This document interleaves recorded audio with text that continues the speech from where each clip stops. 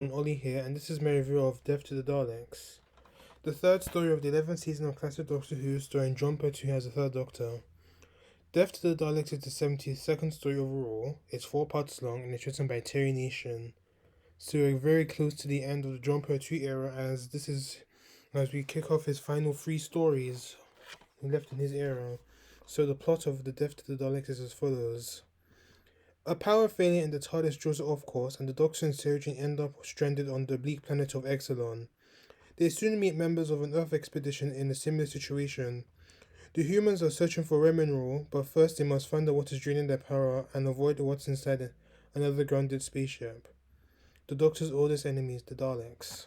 The Daleks. I would say that this is the weakest Dalek story in the Pertwee era, and I did find it a little bit disappointing, but not as disappointing as the close of Axos and Invasion of the Dinosaurs.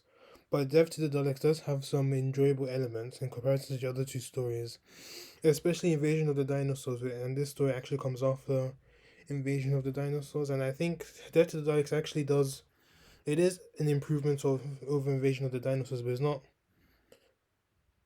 as a major improvement as it could have been, but it was still okay. It was still a very okay story. The production of the story was okay. I liked the excellent set. It felt very planet-like, and I liked the location filming of the story as well. It was set well. It was mainly in a quarry, but it looked alright. The direction by Michael E. Bryant was okay, but he himself admitted he had no idea what he was doing. The script was alright, I'd say the least. I think the plot of the story was actually very good as well. It was definitely more original than the previous Dalek story, and I liked the idea of making the Daleks weak by having them lose their power.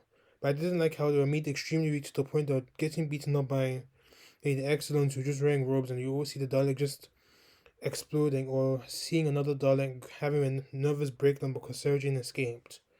Yep, and I think this story actually made them lose the credibility that the Daleks have spent 10 years building, even though they're absent for 5 of those years. But it was still not really a good idea to have the Daleks be weak to that extent. But could have been done a lot better. But this is also the last Dalek story in Classic Who to feature the Daleks without Davros, as every Dalek story after Genesis of the Daleks, the next Dalek story, will feature the Daleks appearing alongside Davros. Part 1 of the story was actually very good, but the next 3 weren't as amazing as the first part, and the pacing was okay, especially in part 1, but I think in parts 2 and 3 it just went downhill in my opinion. I liked the cliffhanger of part 1 where the Doctor and the Marine Space Corps were confronted by the Daleks and were preparing to exterminate. Overused, yes, but this one actually worked because how the cliffhanger was actually resolved, because the Daleks was revealed in the first scene of episode part 2 that the Daleks were also infected by the power drains, and I liked how the Doctor was just simply mocking them because of that. And the other two cliffhangers for parts 2 and 3 were just naff as hell. I mean, part 2 had that cliffhanger when the Doctor and Sarah Jane had met that root snake creature, and that ridiculous part 3 cliffhanger when the Doctor and Bilal were just making their way across the city of Exelon, and then the Doctor tells Bilal, "Don't move," and then part 3 just ends with just a shot on the floor. Like, what the hell? And then it turns out the floor was electrified. So I think there was some timing issues with that story. That's the reason why we got that cliffhanger. We were just very naff and a bit cringe, so to speak. So on to the acting, which I actually thought was okay. I think John Pertwee did a good job, but once again, as I mentioned in the other reviews, he wasn't a big fan of working with the Daleks and struggled to act alongside them. But he did have his good moments. I liked how the Doctor was just mocking the Daleks because they weren't able to kill them, him and the Space Corps, because of the power drain. And I also liked how when the Doctor was expressing disappointment, how the universe has 699 wonders because Exelon was one of the wonders of the universe was destroyed. I also like how he was avoiding the snake creature in part 3 as well. Elizabeth Sladen was great as Sarah Jane. I don't recall her doing a great deal in this story, but I think she did a very good job, and I didn't really like how the Dalek was just having a nervous breakdown because she escaped, and obviously this is Sarah Jane's first encounter with the Daleks, and she meets them again in Genesis, and we see how her encounter with the Daleks has actually affected her in New Who, especially in Journey's End when she was talking to that one. Davros saw her, and then Davros was like, "Oh, I recognize you because you were there when I first created the Daleks." And this is also the first time we also see Sarah Jane inside the TARDIS, so that was quite cool. Even though I think the Doctor was taking her to the planet Floranus, you see Sarah Jane in a nice little 70s swimsuit, but obviously she wasn't. They weren't able to go there. They ended up on Exelon. So on to the side characters. Not as amazing, not a fantastic bunch, but they were all right. Most of them were the Marine Space Corps. Also, they were first off. We have Dan Galloway. He was the weapons officer for the Marine Corps expedition, and he was very aggressive and very xenophobic towards the Exilons because he didn't trust them, and he was even willing to work with the Daleks so they can get the Perinium. He was a great character, and I liked how he was able to sacrifice himself to save the day. Second off, we had Richard Rolton. He was the second in command of the Marine Corps. He got killed by an Exilon after and proposed an alliance with the Daleks. He was played by John Albineri, and he's been in a few Doctor Who stories before. We have Commander Stewart. He was the leader of the Marine Space Corps and was fatally injured thanks to an Exilon. He tried to warn Peter Hamilton about Galloway's unorthodox methods with the about the Exilons and working with the Daleks, and I think he later died of his injuries.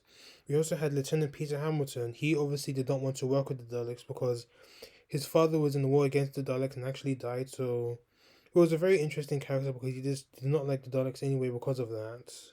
And he was a cool character. We also had Jo Tarrant. She was a scientist that accompanied the Marine Space Corps and developed some romantic feelings for Hamilton, the High Priest, one of the Exilons, and he was responsible for sacrificing its victims to the robotic roots, the giant snake creatures that the Doctor faced. And last off, we have Bilal, one of my favorite side characters of this story. He was an Exilon and pretty much witnessed the first hand of the downfall of Exilon when people started dying and food was becoming very scarce. He looked very scary, but he was a nice character and befriended Sarah Jane and the Doctor, and he helped the Doctor and the Space Corps to defeat the Daleks as well. Of the story, the Daleks. They arrived in Exilon and they wanted to stop the Marine Space Corps from obtaining the Perinium as it was a cure to a plague, and the Daleks ended up getting trapped on Exilon because of the power drain, and that affected them as well. As I mentioned before, the Daleks were very weak in this story, which is understandable because of the power cut, but it was a bit unnecessary to have them get beat up and destroyed by Exilons, and one of them pretty much self-destructing, half the nervous breakdown because Sarah escaped. They were alright though, but they weren't as good as other stories. I mean, they sounded alright, they looked good. I think this is one of the very good Dalek designs, but not as impressive as others, but such as the Supreme Dalek and Planet of the Daleks. So the main fault I have with this story was how the Daleks were obviously put through the ringer.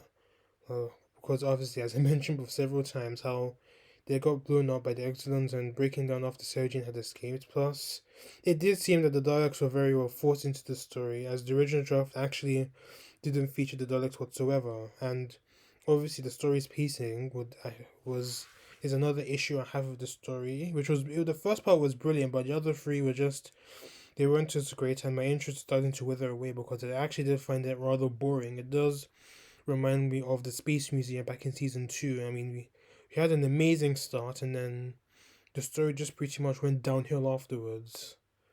So to conclude, Death to the Daleks I felt was just pretty much Robert Holmes, and I think Terrence Dicks as well, taking their dislike of the Daleks and pretty much putting it on screen. And personally, I don't really care much for Death to the Daleks as much as I do for other stories in the Pertwee era, but it's still an improvement to Invasion of the Dinosaurs, but I just wish that it could have been a lot better, to say the least, because it wasn't that impressive. I think it's just a filler story for this season, and a filler story just for the Dalek scenery, and I would give Death to the Daleks a 6 out of 10. My next review will be John Pertwee's penultimate outing as the Third Doctor, The Monster of Peladon, and as its title suggests, we'll be returning to Peladon, so look out for that review. Thank you for watching this video. Please let me know what you thought of this review and Death to the Daleks itself. If you haven't done so already, subscribe to my channel, please do so, and join the link to the Discord server, which is in the description below. Until then, see you later.